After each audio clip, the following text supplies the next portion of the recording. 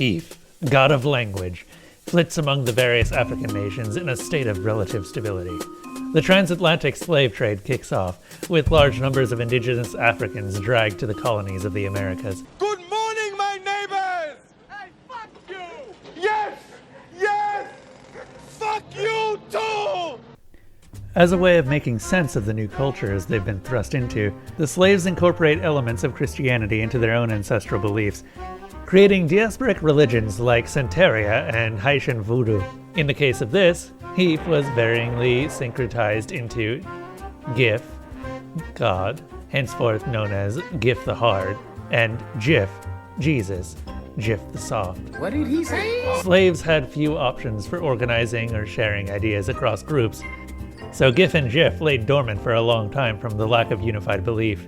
As the abolitionist tide began to rise and slaves' ideas became somewhat easier to transmit, GIF and GIF began to reawaken. The followers of GIF the Hard had taken the lesson that the form and logic of language is paramount, while the faithful of GIF the Soft believed that the only requirement for good language was that it effectively shared ideas. They hated each other. These conflicts over language even extended to the landowning white society, though the connection between these struggles and the gods that represented them was lost in translation. Though it was not true worship, it fed GIF and GIF's powers, and they fed that power back into the war. The dispute came to a head in 1854. Since the Missouri Compromise of 1820, the law was that slavery could not be made legal to the north of a line on the map. The adherents of GIF the Hard enforced the lines fiercely, embracing slavery to the south of the line and rooting it out to the north. Under GIF the Soft's sway, President Franklin Pierce passed the Kansas-Nebraska Act, allowing states to ignore the line if they chose to by democratic vote. Sword. Oh, I hate being sucked into tubes! Tensions rose, spurred by GIF the Hard's outrage, and the American Civil War was inevitable. As the country rebuilt from civil war, the Illuminati watched from the shadows. Obviously, the Illuminati weren't a successful world-dominating conspiracy. I mean, have you met humans?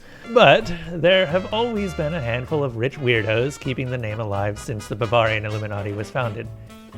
What they lacked in wealth, power, and organization, they made up for in delusions of grandeur and an openness for strange ideas. The palate seeks one thing. Chemical additives.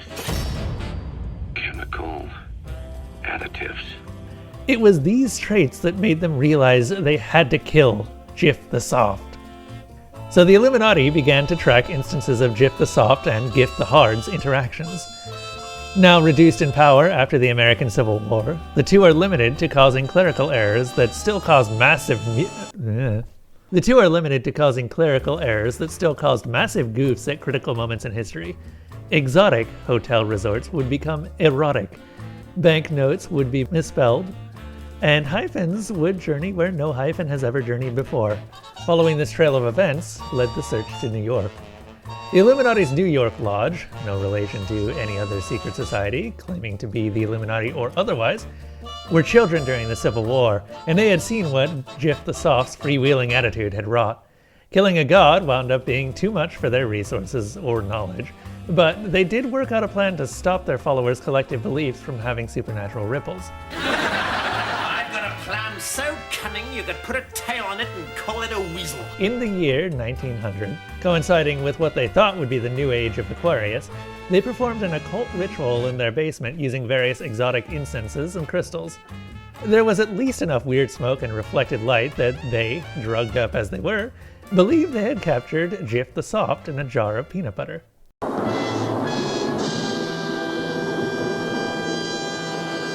1900, of course, was not the start of an orderly golden age. Institutions decayed, depressions rocked the world, and horrible wars were fought.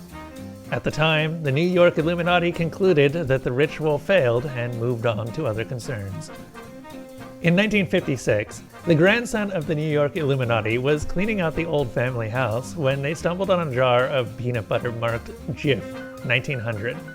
Remarkably, after 56 years, the peanut butter was still good. The grandson felt that he had made a brilliant discovery and sold it to a very trusting friend of Procter & Gamble's R&D department for a tidy sum. They never managed to replicate the jar's food preservative effect, but the name GIF stuck, and the grandson fled to Morocco before he could be tracked down. The original jar of GIF, and, as it turns out, of GIF, languished in a warehouse until 1987, with no change except for the fancy new label, until it made its way into the hands of developer Steve Wilheit. Steve! Previously friendly and easy to work with, his personality changed radically after he ate some of the peanut butter on bread during late-night dev work. He announced that the format would be called Graphics Interchange Format, or GIF, inspired by the jar of peanut butter. When his superiors started pronouncing it with a hard G, he flipped, berating them for going against the correct pronunciation. It was based on the jar of peanut butter, so it needed a soft G, no matter what rolled off the tongue better and whether the word was graphics. As it turns out, the New York Illuminati had captured the wrong god. By consuming the peanut butter, Steve Wilheit had become the unwitting prophet of GIF the Hard, compelled to fixate on etymology and the purity of language. Ironically, he and those who followed him would do all of this in the name of GIF the Soft, while those who weren't bothered by the purity of language would praise GIF the Hard. Unfortunately, Steve's life was claimed by none other than GIF the Soft. Nope, that's GIF the Soft. Unfortunately, Steve's life would be claimed by none other than GIF the Soft, who had created a complication in a hospital document while he was under the effects of COVID-19 in 2022. This action unknowingly weakened the god, and shortly after, GIF the Soft was recaptured by the Illuminati.